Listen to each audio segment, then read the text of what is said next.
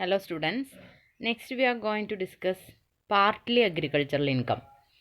നമ്മൾ ലാസ്റ്റ് ക്ലാസ്സിൽ വരെ നോക്കിയത് ഇൻകം അഗ്രികൾച്ചറൽ ഇൻകം ഏതൊക്കെ ടൈപ്സ് വരുന്നുണ്ട്, അതേപോലെ തന്നെ ചില ഈ അഗ്രികൾച്ചറൽ ഇൻകങ്ങളെ നമ്മൾ അഗ്രികൾച്ചറൽ ഇൻകമായിട്ട് കൺസിഡർ ചെയ്യില്ല. അതായത് നമ്മൾ പറഞ്ഞു പിന്നെ ചില റവന്യൂസ് ലാൻഡ് റവന്യൂസ് നമ്മൾ എന്തായിട്ട് കൺസിഡർ ചെയ്യില്ല, അഗ്രികൾച്ചറൽ ഇൻകമായിട്ട് കൺസിഡർ ചെയ്യില്ല. That is which situated within the specified area. ഇപ്പോൾ കണ്ടോൺമെൻറ്റ് ബോർഡൊക്കെ ആണെങ്കിൽ 2 കിലോമീറ്റർ ഉള്ളിലാവരുത്, പോപ്പുലേഷൻ അവിടെ 1 ലക്ഷത്തിൽ കൂടുതൽ ഉണ്ടാവാനും പാടില്ല. അതേപോലെ തന്നെ നമ്മൾ പറഞ്ഞു 6 കിലോമീറ്റർ 8 കിലോമീറ്റർ അങ്ങനെയുള്ളൊരു പിന്നെ ഒരു പ്രത്യേകമായിട്ടുള്ളൊരു പോയിൻറ്റ് സ്പെസിഫിക് ആയിട്ട് നോട്ട് ചെയ്യേണ്ട ആ ഏരിയയിൽ ഉള്ളതാണെങ്കിൽ നമുക്ക് അഗ്രികൾച്ചറൽ ഇൻകം. ഇപ്പോൾ കണ്ടോൺമെൻറ്റ് ബോർഡ് മുനിസിപ്പാലിറ്റി ഒക്കെ ആണെങ്കിൽ മുനിസിപ്പാലിറ്റിയുടെ ഉള്ളിൽ വരുന്ന, അപ്പോൾ ടൗൺ ഏരിയയിൽ വരുന്ന ഒരു ലാൻഡ് നമുക്ക് ഉണ്ടെങ്കിൽ നമുക്ക് തന്നെ ആലോചിച്ചറിയാവുന്നതേ ഉള്ളൂ. ലാൻഡ് നമുക്ക് ഉണ്ടെങ്കിൽ ആ ലാൻഡിനെ ഒരിക്കലും നമുക്ക് എന്തായിട്ട് പറയാൻ പറ്റില്ല, അഗ്രികൾച്ചറൽ ഇൻകമായിട്ട് പറയാൻ പറ്റില്ല.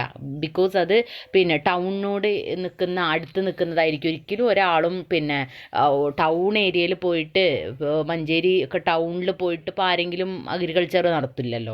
അപ്പോൾ അതുകൊണ്ട് തന്നെ 6 കിലോമീറ്റർ അല്ലെങ്കിൽ 8 കിലോമീറ്റർ ഒക്കെ കഴിഞ്ഞിട്ട്, അത്ര അതിൻ്റെ ഉള്ളിലാവരുത്, അത് കഴിഞ്ഞിട്ടുള്ള സ്ഥലത്താണെങ്കിൽ മാത്രമേ നമ്മൾ എന്തായിട്ട് കൺസിഡർ ചെയ്യുള്ളൂ, അഗ്രികൾച്ചറൽ ഇൻകമായിട്ട് കൺസിഡർ ചെയ്യുള്ളൂ എന്നുള്ള കോൺസെപ്റ്റാണ് ലാസ്റ്റ് നമ്മൾ പറഞ്ഞു നിർത്തിയത്. That is income not considered as agricultural income. ഇന്നിനി നമ്മൾ ഡിസ്കസ് ചെയ്യാൻ പോകുന്നത് പാർട്ട്ലി അഗ്രികൾച്ചറൽ ഇൻകവും അതേപോലെ തന്നെ എങ്ങനെയാണ് ഈ അഗ്രികൾച്ചറൽ ഇൻകം അസസ് ചെയ്യുന്നത്, കാൽക്കുലേറ്റ് ചെയ്യുന്നത്, അതിൻ്റെ കമ്പ്യൂട്ടേഷൻ എങ്ങനെയാണ് എന്നുള്ള കാര്യങ്ങളുമാണ് നമ്മൾ പറയുന്നത്. ജസ്റ്റ് ഒരു പ്രോബ്ലം നമ്മൾ ഡിസ്കസ് ചെയ്യുന്നുണ്ട്. അപ്പോൾ ഫസ്റ്റ് പറഞ്ഞത് പാർട്ട്ലി അഗ്രികൾച്ചറൽ ഇൻകം ആണ്. There are certain incomes which are neither wholly agricultural in nature nor they can be said to be income from business. ചില അഗ്രികൾച്ചറൽ ഇൻകങ്ങളെ നമുക്ക് ഫുള്ളായിട്ട് പിന്നെ അഗ്രികൾച്ചറൽ ഇൻകം എന്നും പറയാൻ പറ്റില്ല, എന്നാൽ പിന്നെ ഫുള്ളായിട്ട് ബിസിനസ് ഇൻകം എന്നും പറയാൻ പറ്റില്ല. ഇപ്പോൾ നമുക്കറിയാം tea manufacturing, coffee manufacturing, rubber manufacturing, ഇതിലൊക്കെ വരുന്നതിൽ പിന്നെ അവർക്ക് അഗ്രികൾച്ചറിൻ്റെ ആക്ടിവിറ്റിയും വരുന്നുണ്ട്, എന്നാൽ പിന്നെ അവർക്കൊരു ബിസിനസ്സിൻ്റെ ആക്ടിവിറ്റിയും വരുന്നുണ്ട്. അപ്പോൾ അതുകൊണ്ട് തന്നെ അങ്ങനെയുള്ളവരെ നമ്മൾ, അതായത് അങ്ങനെയുള്ള അഗ്രികൾച്ചറിനെ നമ്മൾ പാർട്ട്ലി അഗ്രികൾച്ചറൽ ഇൻകം എന്നാണ് പറയപ്പെടുന്നത്. അപ്പോൾ അതാണ് നമ്മളിവിടെ നോക്കുന്നത് കേട്ടോ. ഏതൊക്കെയാണ് ഈ പാർട്ട്ലി അഗ്രികൾച്ചറൽ ഇൻകങ്ങൾ എന്നാണ് നോക്കുന്നത്. അപ്പോൾ പിന്നെ അഗ്രികൾച്ചറൽ ഇൻകങ്ങൾ തന്നെ ഫുള്ളായിട്ട് നമുക്ക് അഗ്രികൾച്ചറൽ ഇൻകം എന്നും പറയാൻ പറ്റില്ല, ഫുള്ളായിട്ട് ബിസിനസ് ഇൻകം എന്നും പറയാൻ പറ്റില്ല. അങ്ങനെയുള്ള അഗ്രികൾച്ചറൽ ഇൻകങ്ങളെ നമ്മൾ പാർട്ട്ലി അഗ്രികൾച്ചറൽ ഇൻകം എന്ന് പറയും. ഇതിൽ മെയിനായിട്ട് നിങ്ങൾ ഓർത്ത് വെക്കേണ്ടത് 3 കോൺസെപ്റ്റ് മാത്രമാണ്: tea, coffee, rubber. Tea, coffee, rubber. Tea business നടത്തുന്നവർ, ടീയിൽ അഗ്രികൾച്ചറും ഉണ്ട്, കുറച്ച് ബിസിനസ്സും ഉണ്ട്. കോഫിയിലെ കുറച്ച് അഗ്രികൾച്ചറും ഉണ്ട്, കുറച്ച് ബിസിനസ്സും ഉണ്ട്. റബ്ബർ കുറച്ച് അഗ്രികൾച്ചറും ഉണ്ട്, കുറച്ച് ബിസിനസ്സും ഉണ്ട്. അപ്പോൾ അങ്ങനെ വരുന്നത് ഏതൊക്കെയാണെന്നുള്ളതാണ് നമ്മൾ നോക്കുന്നത്. First, profit from business other than tea അല്ലാത്തത്. റൂൾ 7 അനുസരിച്ച് Under this rule, the market value of agricultural produce raised by the assessee or received as a rent in kind and utilized as raw material will be deducted out of the total profit of such assessee. The rule is applicable in case of cotton, tobacco, sugarcane, etc. അപ്പോൾ ഇങ്ങനെയുള്ള ബിസിനസ്സിൽ ഏർപ്പെടുന്നവരാണെങ്കിൽ rule 7 അനുസരിച്ച് അവർ പിന്നെ agricultural produce നടത്തി അതിലവർക്ക് rent in kind കിട്ടുന്നുണ്ടെങ്കിൽ, agricultural produce നടത്തിയിട്ട് റെൻ്റായിട്ട് കിട്ടി, അതല്ലെങ്കിൽ അഗ്രികൾച്ചറൽ പ്രൊഡ്യൂസ് നടത്തുന്നതിൽ വഴി കിട്ടുന്ന ഇൻകമോ, അതിൽ നിന്ന് അവർക്ക് എന്ത് ചെയ്യാം, അതിനെന്തൊക്കെയാണ് അവർ യൂട്ടിലൈസ് ചെയ്യുന്ന റോ മെറ്റീരിയൽ, അതേപോലെ തന്നെ അതിനായിട്ട് വേണ്ടി വരുന്ന അവർക്കുള്ള എക്സ്പെൻസുകൾ അവർക്ക് എന്ത് ചെയ്യാം, ഈ ഇൻകത്തിൽ നിന്ന് മൈനസ് ചെയ്യാം. ബാക്കിയുള്ളത് മാത്രമേ എന്തായിട്ട് കണക്കാക്കുള്ളൂ, പിന്നെ ഈ അഗ്രികൾച്ചറൽ ഇൻകമായിട്ട് കണക്കാക്കുള്ളൂ. അപ്പം ഇപ്പോൾ ഈ പറഞ്ഞ പോലെ ടൊബാക്കോ, കോട്ടനൊക്കെ ആണെന്നുണ്ടെങ്കിൽ അതിൻ്റെ ചിലപ്പോൾ പിന്നെ അതിനുള്ള എന്തെങ്കിലും റോ മെറ്റീരിയൽസ് വാങ്ങിക്കണം എന്നുണ്ടെങ്കിൽ അത് അവർക്ക് എക്സ്പെൻസാണ്. അപ്പോൾ ആ റോ മെറ്റീരിയൽ വാങ്ങിക്കാൻ വരുന്ന എക്സ്പെൻസുകളെ അവർക്ക് എന്തായിട്ട് ട്രീറ്റ് ചെയ്യാം, അതിൻ്റെ എക്സ്പെൻസ് ആയിട്ട് ട്രീറ്റ് ചെയ്യാം. അതിനുശേഷം അവർക്കത് റിഡക്ഷനായിട്ട് കാണിക്കാം. അപ്പോൾ അങ്ങനെയാണ് ഏത് പറയുന്നത്, അതർ ദാൻ ടീ കേട്ടോ. Profit from business other than tea അല്ലാത്ത ഒരു പിന്നെ ബിസിനസ് ഓർഗനൈസേഷൻ ആണെങ്കിൽ, ഇപ്പോൾ നമുക്കറിയാം ഇപ്പം ഷുഗർ കെയിനൊക്കെ പ്രൊഡ്യൂസ് ചെയ്യുന്നവരാണെങ്കിൽ പിന്നെ അവർക്ക് അതിൽ ഷുഗർ കെയിനിൽ നിന്ന് പിന്നെ ഷുഗർ പ്രൊഡ്യൂസ് ചെയ്യുന്നൊരു ഫാക്ടറി ആണെങ്കിൽ അവരെന്ത് ചെയ്യുന്നുണ്ട്, പിന്നെ ആ ഷുഗർ കെയിൻ വാങ്ങിക്കും, എന്നിട്ടത് പിന്നെ ഇതാക്കിയിട്ട് മാറ്റും, പഞ്ചസാരയാക്കിയിട്ട് മാറ്റും. അപ്പോൾ അവർക്ക് സ്വാഭാവികമായിട്ട് ആ ഷുഗർ കെയിൻ വാങ്ങിക്കാൻ അവർക്ക് ഒരു എക്സ്പെൻസ് വന്നിട്ടുണ്ടാവുമല്ലോ, അത് അഗ്രികൾച്ചറൽ പ്രൊഡക്റ്റ് ആണല്ലോ. അപ്പോൾ അതുകൊണ്ട് എന്ത് ചെയ്യും, ആ അഗ്രികൾച്ചറൽ പ്രൊഡക്റ്റ് വാങ്ങിക്കാൻ അവർക്ക് എത്ര കാശ് ചിലവായിട്ടുണ്ടോ അത് അവർക്ക് ഡിഡക്ഷനായിട്ട് കാണിച്ച ശേഷം ബാക്കി ഇൻകങ്ങൾ മാത്രമേ നമ്മളൊരു ടാക്സബിലിറ്റിയുടെ പോയിന്റ് ഓഫ് വ്യൂയിലേക്ക് പോകുന്നുള്ളൂ. അപ്പോൾ ഇങ്ങനെയുള്ള ഷുഗർ കെയിനോ ടുബാക്കോയോ കോട്ടണിലോ ഏർപ്പെട്ടിരിക്കുന്നവരൊക്കെയാണ് നമ്മൾ എന്ത് പറയുന്നത്, അതർ ദാൻ ടീ എന്നുള്ളത് കൊണ്ട് ഉദ്ദേശിക്കുന്നത്. അപ്പം ഓർത്ത് വയ്ക്കുക, അതർ ദാൻ ടീ ആണെങ്കിൽ അവർക്ക് എക്സ്പെൻസ് എത്രത്തോളം റോ മെറ്റീരിയലിൽ വന്നിട്ടുണ്ടോ അത് അവർക്ക് ഡിഡക്ഷനായിട്ട് കാണിച്ച് ബാക്കിയുള്ളത് മാത്രമേ എന്ത് ചെയ്യപ്പെടുന്നുള്ളൂ, ടാക്സബിൾ ആക്കപ്പെടുന്നുള്ളൂ. That is the first point. Next പറയുന്നത് profit from tea manufacturing. Rule 8 അനുസരിച്ച് if a person engaged in manufacturing tea from tea leaves grown by him, അയാൾ ടീ ലീവ്സ് പ്രൊഡ്യൂസ് ചെയ്യുന്നതിൽ ഏർപ്പെട്ടിരിക്കുന്ന ഒരു വ്യക്തിയാവുക, അതിൻ്റെ മാനുഫാക്ചറിങ്ങിലും എൻഗേജ് ചെയ്യപ്പെടുക. അതായത് എൻ്റെ തോട്ടത്തിൽ നിന്ന് തന്നെ ഞാൻ തേയില പറിക്കുന്നു, അതിൻ്റെ അടുത്ത് തന്നെ എനിക്ക് ഫാക്ടറി ഉണ്ട്, അങ്ങനെ ഞാൻ ആ 2 ബിസിനസ്സിലും ഏർപ്പെടുന്നുണ്ടെങ്കിൽ എൻ്റെ ഇൻകത്തിൻ്റെ 60% will be treated as agricultural income and remaining 40% will be treated as business profit. ഇപ്പം എന്തായിട്ടാണ് കണക്കാക്കുക, എൻ്റെ ഇൻകത്തിലെ എനിക്കിപ്പോൾ ആ പ്രവൃത്തി നടത്തിയിട്ട് തേയില നുള്ളി ഞാൻ ചായപ്പൊടിയാക്കി മാറ്റുന്ന പ്രവൃത്തിയിൽ ഏർപ്പെടുന്ന വ്യക്തിയാണെങ്കിൽ എൻ്റെ ഇൻകത്തിലെ 60% ഞാൻ അഗ്രികൾച്ചറൽ ഇൻകം എന്ന് പറഞ്ഞ് ട്രീറ്റ് ചെയ്യും, ബാക്കി 40% ഞാൻ ബിസിനസ് ഇൻകം എന്ന് പറഞ്ഞിട്ടും ട്രീറ്റ് ചെയ്യും. അപ്പോൾ ആദ്യം നമ്മൾ പറഞ്ഞത് അതർ ദാൻ ടീ ആണ് കേട്ടോ. ടീക്ക് ഇവിടെ സ്പെസിഫിക് റൂൾ ഉള്ളത് കൊണ്ടാണ് ടീയുടെ പറയുന്നത്. അപ്പോൾ ടീ ആണെങ്കിൽ എങ്ങനെ നമ്മൾ ചെയ്യുന്നത്, 60% മാത്രം ആ വ്യക്തിക്ക് അഗ്രികൾച്ചറൽ ഇൻകം ആയിട്ട്. ഇപ്പോൾ ആരും ഇപ്പോൾ തേയില അങ്ങനെ നുള്ളിയിട്ടൊന്നും കൊടുക്കലുണ്ടാവില്ല. തേയില ഫാക്ടറികൾ, തേയില ഒരുപാട് ഏക്കർ കണക്കിന് തേയില കൃഷിയുള്ളവരാണെന്നുണ്ടെങ്കിൽ നോർമലി അവരെന്താവും ചെയ്യുന്നുണ്ടാവുക, ഈ തേയില കൃഷിയുടെ ഒപ്പം തന്നെ അവരെന്ത് ചെയ്യുന്നുണ്ടാവും, ഇതും ചെയ്യുന്നുണ്ടാവും, ഇത് പ്രൊഡ്യൂസ് ചെയ്തിട്ട് കൺവേർട്ട് ചെയ്ത് ചായപ്പൊടിയാക്കി മാറ്റുന്ന ആക്ടിവിറ്റി ചെയ്യുന്നുണ്ടാവും. അപ്പം സ്വാഭാവികമായിട്ടും അവർക്കത് ഫുള്ളായിട്ട് ബിസിനസ് ഇൻകം എന്ന് പറഞ്ഞിട്ട് എന്ത് ചെയ്യാൻ പാടില്ല, ടാക്സ് കൊടുക്കാൻ പാടില്ല. എന്നാൽ ഫുള്ളായിട്ട് അഗ്രികൾച്ചറൽ ഇൻകം എന്ന് പറഞ്ഞിട്ട് ചെയ്യാൻ പാടുമോ, കാരണം അവർ എക്യുപ്മെൻറ്റും മെഷീൻസൊക്കെ യൂസ് ചെയ്യുന്നുണ്ടാവും. അപ്പോൾ അതുകൊണ്ട് അതൊരു ഫുള്ളി അഗ്രികൾച്ചറൽ ഇൻകം അല്ല, ഫുള്ളി പിന്നെ ബിസിനസ് ഇൻകം അല്ല. അപ്പോൾ നമ്മൾ എന്താ ഈ ഡിവിഷനാണ് ചെയ്യേണ്ടത് കേട്ടോ. നമുക്കിപ്പോൾ ഒരു എമൗണ്ട് തന്നിട്ടുണ്ടാവും, ആ എമൗണ്ടിലെ 60% നമ്മൾ അഗ്രികൾച്ചറൽ ഇൻകം എന്ന് പറഞ്ഞ് ട്രീറ്റ് ചെയ്യും, 40% നമ്മൾ ബിസിനസ് ഇൻകം എന്ന് പറഞ്ഞിട്ട് ട്രീറ്റ് ചെയ്യും. That is the condition for tea manufacturing. അടുത്തത് income from manufacturing of centrifuged latex or cenex. അതായത് എന്താണിത്, റബ്ബറാണ്. റബ്ബറിൻ്റെ സെൻട്രിഫ്യൂജ്ഡ് ലാറ്റക്സ് സെനക്സ്, അതായത് റബ്ബർ പാലെടുത്തിട്ട് അതിനെ കൺവേർട്ട് ചെയ്യപ്പെടുന്ന സിസ്റ്റം.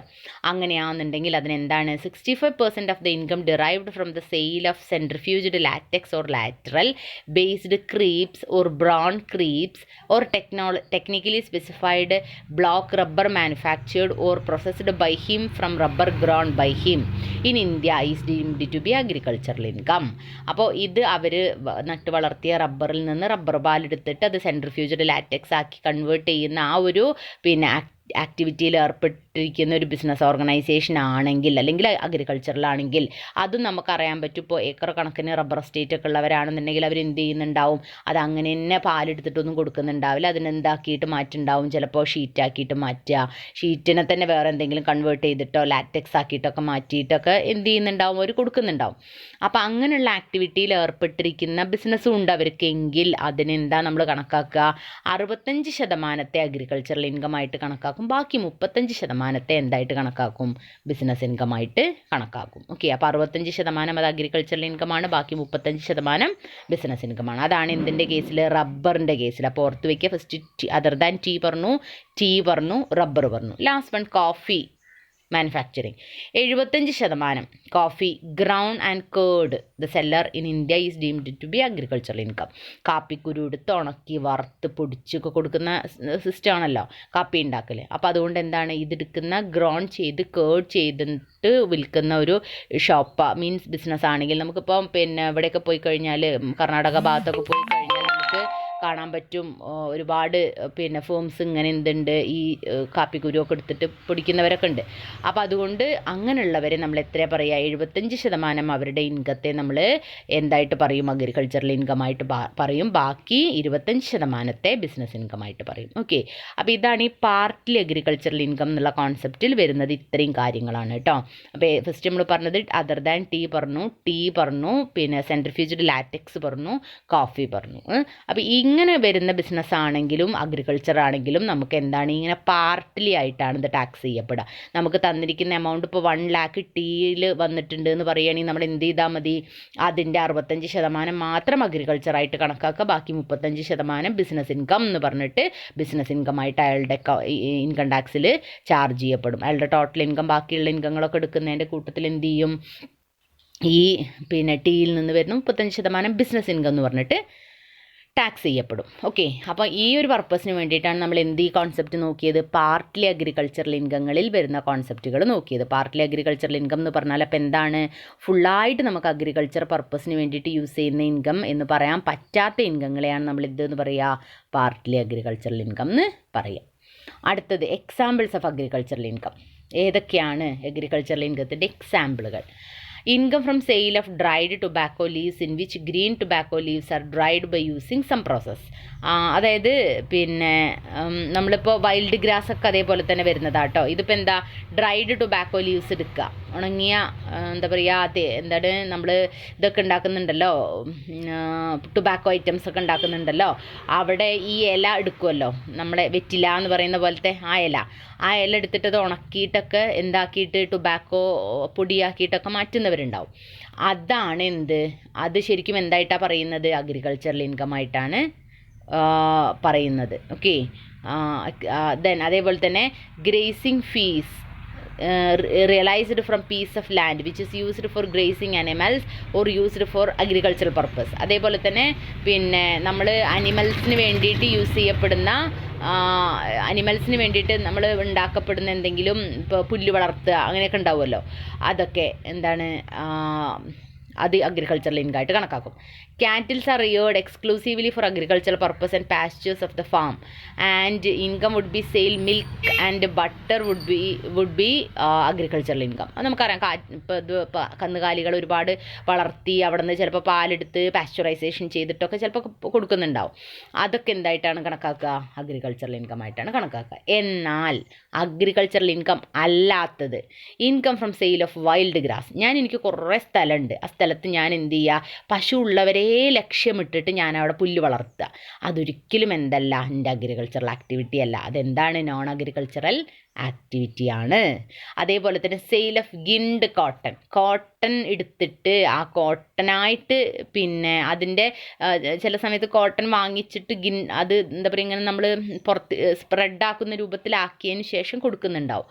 അങ്ങനെ ചെയ്യുന്ന ആക്ടിവിറ്റി അതൊക്കെ സെയിൽ ഗിൻഡ് കോട്ടൺ, അതും എന്താണ് പിന്നെ നോൺ അഗ്രികൾച്ചറൽ ഇൻകമാണ്. പിന്നെ share of agricultural produce received by a person for supply of water. ഇപ്പോൾ നമ്മളിപ്പോൾ പിന്നെ കൃഷി നടത്തുന്ന സ്ഥലത്തേക്ക് ഞാൻ വെള്ളം തരാമെന്ന് പറയും, എന്നിട്ട് ആ വെള്ളം ഞാൻ പിന്നെ അവർക്ക് പൈസയ്ക്ക് കൊടുക്കും. അപ്പോൾ കൊടുക്കുമ്പോൾ എനിക്ക് കിട്ടുന്ന വരുമാനത്തെ ഒരിക്കലും അവരാ കൃഷി ചെയ്യുന്നത്, ഞാനതിന് വെള്ളം കൊടുക്കുന്നത് എനിക്ക് ബിസിനസ് പോലെ ട്രീറ്റ് ചെയ്യേണ്ടതാണ്, അതിൻ്റെ ബിസിനസ് പരിപാടിയാണത്. അപ്പോൾ അങ്ങനെ ചെയ്യുന്നതിനൊക്കെ നമ്മൾ എന്തായിട്ടാണ് പറയുക, നോൺ അഗ്രികൾച്ചറൽ ഇൻകം ആയിട്ടാണ് പറയുക. ഓക്കെ, അപ്പോൾ ഇതൊക്കെ എക്സാമ്പിൾസൊക്കെ നമുക്ക് ഒരുപാട് ആലോചിച്ചാൽ കിട്ടാവുന്നതേ ഉള്ളൂ. അപ്പോൾ ഇതൊക്കെ എന്താണ് നമുക്ക് നോൺ അഗ്രികൾച്ചർ. അതേപോലെ തന്നെ നമ്മളിപ്പോൾ പറയില്ലേ സ്ഥലങ്ങളുണ്ടാവും, ആ സ്ഥലങ്ങളിൽ ചിലപ്പോൾ പിന്നെ ഏതെങ്കിലും അഗ്രികൾച്ചറൽ ആക്ടിവിറ്റിക്ക് വേണ്ടിയിട്ടുള്ള ഗോഡൗൺ വെക്കാൻ വേണ്ടി നമ്മൾ സ്ഥലം വിട്ടു കൊടുക്കുന്നുണ്ടാവും. എന്നിട്ട് പറയാതെ അഗ്രികൾച്ചറൽ പ്രൊഡക്റ്റ് വയ്ക്കുന്നതൊക്കെ അത് അവിടെ അഗ്രികൾച്ചറൽ ഇൻകം ആയിട്ട് ട്രീറ്റ് ചെയ്യണമെന്ന് പറഞ്ഞാൽ നടക്കുന്ന കാര്യമല്ല. അതൊക്കെ എന്തായിട്ടാണ് കണക്കാക്കുക, നോൺ അഗ്രികൾച്ചറൽ ഇൻകം ആയിട്ടാണ് കണക്കാക്കുക. അടുത്തത് എങ്ങനെയാണ് ഈ അഗ്രികൾച്ചറൽ ഇൻകത്തിൻ്റെ കമ്പ്യൂട്ടേഷൻ?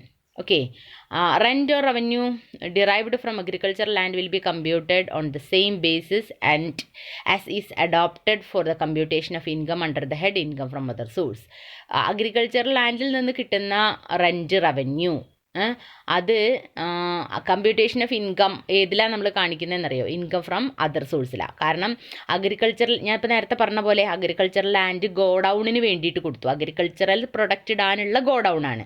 ആ ഗോഡൗണിന് വേണ്ടിയിട്ട് ഞാൻ എൻ്റെ സ്ഥലമോ ഗോഡൗണോ വിട്ട് കൊടുത്താൽ ഒരിക്കലും അതിൻ്റെ അഗ്രികൾച്ചറൽ ഇൻകം അല്ല, അതെനിക്ക് ഇൻകം ഫ്രം അതർ സോഴ്സാണ്. അപ്പോൾ അതുകൊണ്ട് ഞാൻ ഇൻകം ഫ്രം അതർ സോഴ്സിൽ ട്രീറ്റ് ചെയ്യും. അതേപോലെ തന്നെ income derived from agricultural house property is computed as if it is were income chargeable to income tax under the head income from house property. ഞാൻ agricultural product വെക്കാൻ വേണ്ടിയിട്ട് house പ്രോപ്പർട്ടികൾ വിട്ടുകൊടുക്കുന്നുണ്ട്, അതല്ലെങ്കിൽ അവരുടെ എന്തെങ്കിലും ആക്ടിവിറ്റീസ് ചെയ്യാൻ വേണ്ടിയിട്ട് ഹൗസ് പ്രോപ്പർട്ടി വിട്ടുകൊടുക്കുന്നുണ്ട്, എന്നിട്ട് അവർക്ക് ആ ഹൗസ് പ്രോപ്പർട്ടിക്ക് ഒരു വാടക തരുന്നുണ്ട്.